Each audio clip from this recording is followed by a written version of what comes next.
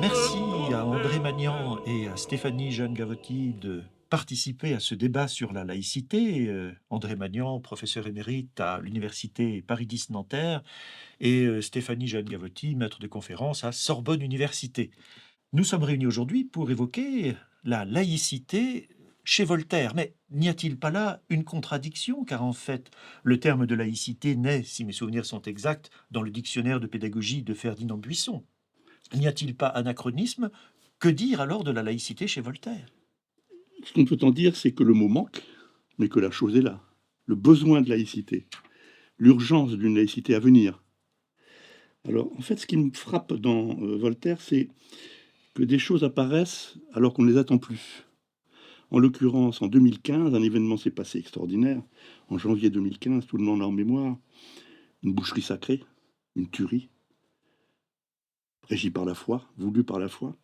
Et à ce moment-là, il y a un livre qui émerge, un livre de Voltaire qu'on retrouve, j'allais dire miraculeusement, c'est pas le cas, qu'on retrouve hélas, le traité sur la tolérance, quelques 20 000 ou 25 000 exemplaires en quelques semaines, que s'arrachent les jeunes en particulier, qui s'en ressaisissent.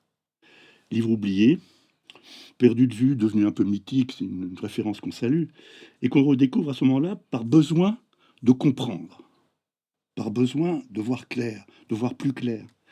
Voilà, et c'est la façon de dire que si le mot n'est pas là, la chose, et en particulier le besoin de la chose, l'urgence de la chose, l'obsession de la trouver, de l'inventer, sont là vraiment, partout dans Voltaire. Alors on ne les voit plus bien, hein. Il faut aller les chercher. Est-ce que cette urgence s'est fait sentir à Sorbonne Université, justement auprès de la communauté étudiante? Je ne l'ai pas particulièrement senti, mais il est vrai, comme le dit André, que si le mot n'est pas dans l'opus voltairien, l'idée est partout présente. Et si je reprends une définition de la laïcité telle qu'on peut la trouver chez le philosophe Henri Pénard-Ruiz, que je reprends, la laïcité consiste à affranchir l'ensemble de la sphère publique de toute emprise exercée au nom d'une religion ou d'une idéologie particulière. Il me semble évident que l'injonction, que la nécessité, que le principe de gouvernement qu'est la laïcité est présent dans les textes de Voltaire, et ce, avant même le traité sur la tolérance que mentionnait André, même si le texte a fait beaucoup pour la publicité de ses idées. Oui. Dans des textes de Voltaire, mais alors lesquels? Il faut aller les chercher, c'est des textes quelquefois oubliés, d'autant que le mot manque, le mot ne peut pas servir d'indice. Mais par exemple, un texte qui cet après-midi, pour une circonstance un peu professionnelle, va émerger ou réémerger, La voix du sage et du peuple, 1750. C'est un texte tout petit, écrit dans des circonstances particulières, dont le thème est comment gouverner la France dans un moment difficile par la résistance rendu difficile par la résistance du clergé. C'est un moment très épineux de l'histoire de France, qui a son retentissement négatif, j'allais dire, mais libératoire aussi, sous la Révolution, qui est un moment où le clergé refuse de payer l'impôt, selon la tradition. Le clergé est soumis, ou plutôt se soumet d'une façon volontaire, aux dons gracieux. Il contribue, il abonde le trésor royal, mais il n'est pas imposable. Il est exclusif de tout impôt, par privilège, parce que prélever de l'argent sur l'argent du clergé, sur les rapports, les revenus du clergé, c'est prélever de l'argent sur le trésor du pauvre, le trésor des pauvres. Et donc, Voltaire est appelé à ce moment-là à prendre... Il ne prend pas parole de lui-même. Il est appelé à prendre parole. Il se trouve qu'il occupe un poste, une charge d'État, une charge d'office d'État, qui est la charge d'historiographe du roi. Et dans les habitudes, dans les usages de travail de l'historiographe, il y a celui de contribuer au discours public à la demande des ministres. Et c'est à la demande du ministre en charge de cette réforme des impôts que Voltaire intervient dans le débat sans signer son texte. Mais tout le monde saura, en tout cas toutes les sphères, la sphère publique saura, que Voltaire est l'auteur de ce texte. Donc il est l'auteur de ce texte, un tout petit texte, qui s'appelle La voix du sage et du peuple. C'est pas lui qui a choisi le titre, en tout cas il l'a peut-être béni après, mais le titre était dans l'air d'une certaine façon, parce que le sage, en accord avec les besoins profonds du peuple, veut que le clergé paye l'impôt, que le clergé ne soit pas soustrait à l'impôt. Et ce court texte, il est plein de l'idée de la laïcité. Je peux en citer un bref extrait. L'Église est dans l'État et non l'État dans l'Église.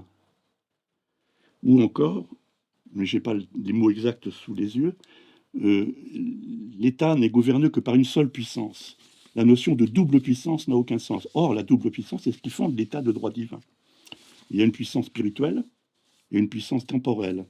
Et la puissance spirituelle domine parce qu'elle a en charge les âmes, le salut, le sacré, la célébration du sacre du roi. Elle domine naturellement sur la sphère publique et sur la sphère d'État. Cette référence au peuple est intéressante. Je pense à un petit livre paru dont nous parlions tout à l'heure, récemment édité par Michel Miaille, qui était professeur de droit à l'université de Montpellier, et qui nous rappelle que le terme de laïcité fait l'objet d'une confusion lexicale au départ, puisque la double origine grecque du terme renvoie également au peuple, et que cette dimension populaire semble gommée finalement dans l'histoire de la laïcité telle qu'elle s'est forgée jusqu'à la fin du XIXe siècle. Qu'en est-il alors? Et cette dimension est-elle particulièrement perceptible chez Voltaire? Si je rebondis avec le texte dont il était question à l'instant, oui, parce que le texte invoque justement les besoins du peuple. Cette charge fiscale partagée d'une façon égalitaire à laquelle devra donner lieu la réforme en cours, le peuple en a besoin, le peuple souffre, le peuple ne l'admettrait pas, de sorte que ce n'est pas une captation de voix, c'est une double voix. Dans la ventriloquie de Voltaire, il y a le sage, il y a le peuple, et l'accord peut se faire. J'évoquerai à ce point-ci un retour de la voix du sage et du peuple qu'on ignore généralement. Je trouve que la meilleure édition connue, qui est très bonne, n'en parle pas. C'est que sous la Révolution, en 87 exactement, alors que la loi, la constitution civile du clergé n'est pas encore à l'horizon, mais commence à se faire jour et à s'imposer mieux qu'en 50, en 1750, le besoin de voir le clergé contribuer à l'impôt. À ce moment-là, il y a une liste des impôts, plutôt pas des impôts, une liste des biens ecclésiastiques qui circulent, qui circulent dans les milieux officiels, avec l'indication précise du rapport de chacune des abbayes, 1187 abbayes à la veille de la Révolution. Et ça fait scandale, parce qu'il est clair à ce moment-là que à la charge partagée, sans égalité, mais en principe, oui, tout de même, l'impôt, l'État se dérobe. Et il se trouve que les éditeurs de l'édition de Kehl publient ce texte-là en tête d'une section qu'ils créent dans les œuvres complètes de Voltaire. Je fais référence à l'édition de Kehl. Il se trouve que 2 volumes de l'édition de Kehl contiennent uniquement des textes de type juridique ou politique de Voltaire, avec un nouveau titre qui apparaît pour cette section des 2 volumes, les volumes 29 et 30 pour être précis, politique et législation. Et après ça, après l'édition de Kehl, naturellement la Révolution venant, puis la contre-révolution, puis la Restauration, la double section, sous son double titre, politique et législation, va disparaître. Et ce moment est précieux parce qu'il indique que dans l'opinion publique, telle que les éditeurs de Kehl prétendent l'alimenter en texte voltairien, s'est fait jour précisément la notion de peuple. Et quand Condorcet écrit une préface à ce texte-là, un avertissement plus exactement, où il transforme le titre, il dit que le clergé usurpe, non, attend, comment dit-il? Le mot ne leur vient pas. Insulte. Le clergé insulte au bon sens et à la nation. C'est-à-dire qu'il a réécrit les 2 termes de peuple et de sages en bon sens et nation. On a une idée là précisément du retour en milieu pré-républicain, si l'on peut dire, en tout cas de constitution civile et de constituante, retour du mot peuple avec sa variante nouvelle d'avenir aussi, de nation. Est-ce qu'il n'y aurait pas un risque de confusion dans la définition de cette archéologie de la laïcité chez Voltaire, à considérer que finalement toutes les actions dites, je mets des guillemets, anticléricales de Voltaire pourraient s'assimiler à une pré-laïcité? La question de l'anticléricalisme de Voltaire est-elle nécessairement vissée à celle de la laïcité? Oui, il y a un lien. Ensuite, peut-être préciser, et André me corrigera s'il n'est pas d'accord, que l'anticléricalisme de Voltaire est quand même un anticléricalisme, disons pesé. Il n'exclut pas, totalement l'intervention, des curés qui seraient utiles, sur le plan, administratif ou sur le plan, de la morale. Donc, un bon état serait celui où on ne conserverait que le nombre de prêtres strictement nécessaire.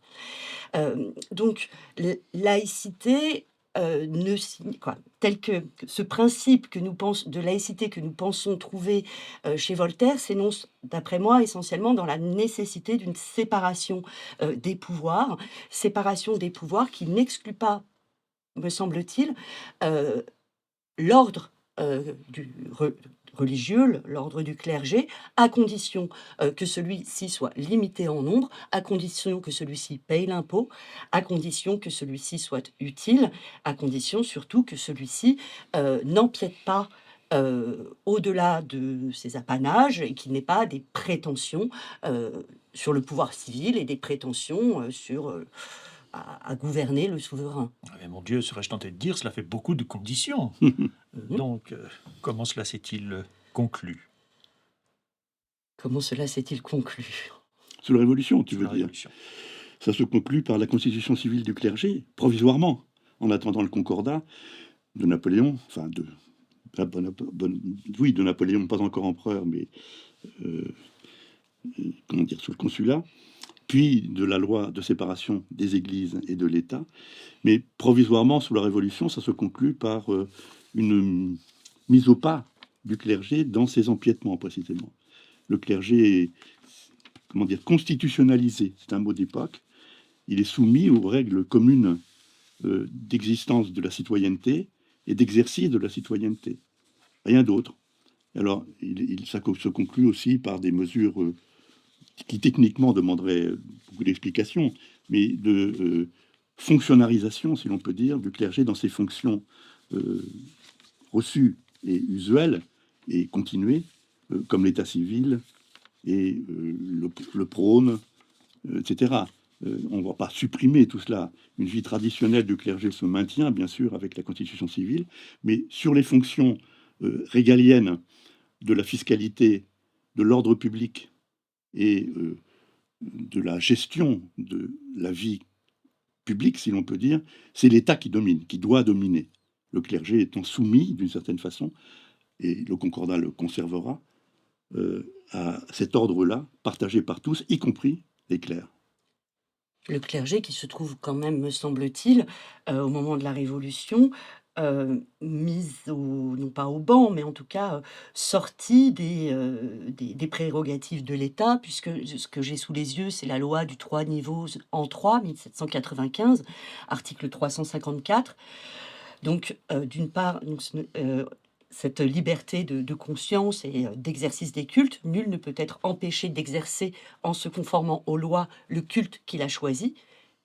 Et ensuite, nul ne peut être forcé de contribuer aux dépenses d'aucun culte. La République n'en salarie aucun. Donc une Mhm. sorte d'éviction de la question Mhm. religieuse hors de la compétence civile. Mhm. Est-ce que ces textes auxquels nous venons de faire allusion, la constitution civile du clergé, la loi du 3 niveaux, le texte du concordat, constituent, ou est-ce qu'on peut imaginer qu'ils constituent autant de paliers menant de manière inexorable à ce qui deviendra, à la fin du 19e et au début du 20e siècle, la laïcité telle que nous la connaissons? J'ai pas la compétence pour répondre à une question aussi pointue. Je suppose que oui, il y a une tradition qui se conserve, mais pas forcément les mesures spécifiques. Je crois que la séparation des églises et de l'État est une invention du moment, euh, un moment très chaud, un moment aussi de fin de règne pour le clergé en tant que euh, fonction et ordre principal. Et donc, à mes yeux, la loi la loi de séparation des églises et de l'État n'est pas la somme de toutes les lois antérieures. Il y a eu plein d'essais, plein de voies successives qui ont été formalisées à divers moments et dont la somme n'est pas faisable. Au fond, on a non pas des errements, mais des essais successifs. Et de la part de la puissance cléricale, ce qu'on appelle le cléricalisme, une résistance forcenée, hein, y compris romaine. Il faut se rappeler que les encycliques successives condamnent expressément, pour tout chrétien, la laïcité, la liberté de penser, la liberté de conscience, etc. C'est l'encyclique Mirarivos, mais déjà l'encyclique Adeo Nota en 91 qui condamnait les droits de l'homme.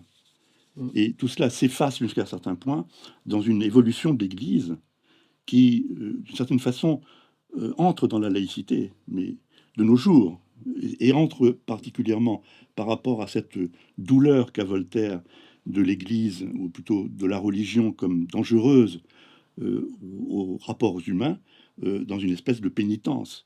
Tout à fait honorable et tout à fait, quelque part, voltairienne, entre guillemets.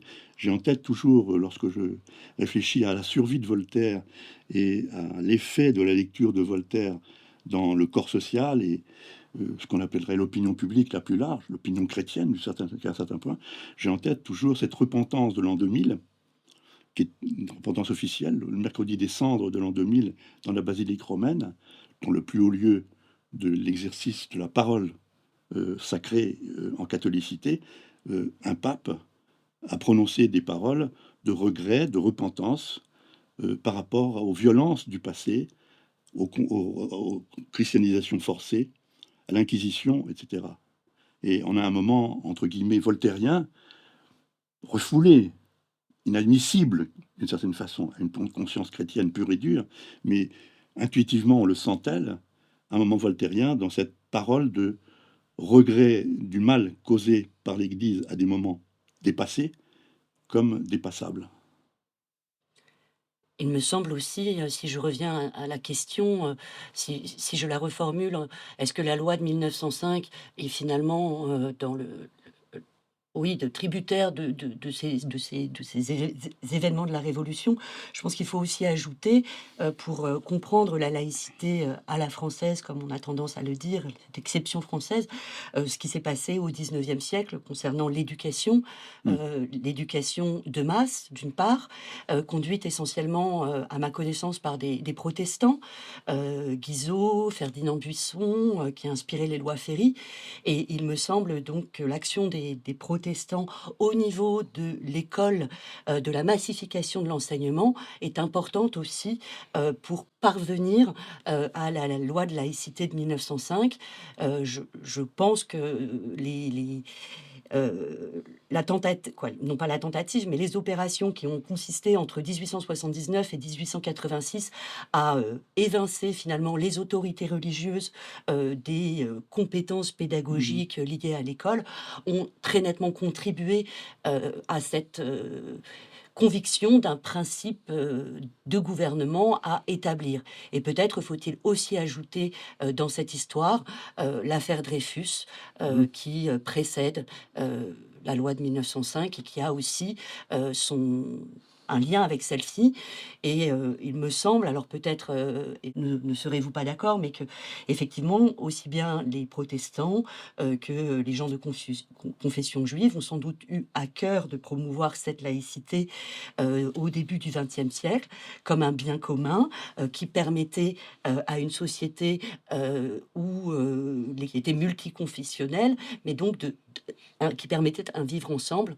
Et il me semble que il faut ajouter à ces lois de la Révolution qui ont été aussi reprises lors de la Commune. Et j'ai appris en préparant cette intervention en 1871 le Mhm. concept d'une séparation de l'Église et de l'État.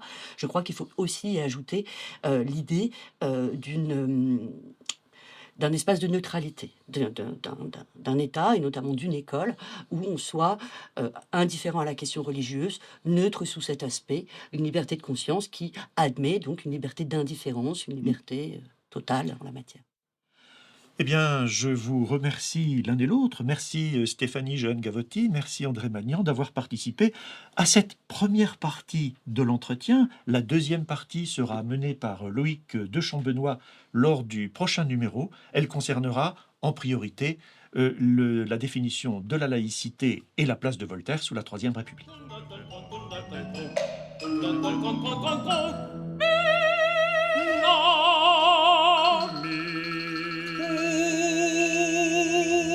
Con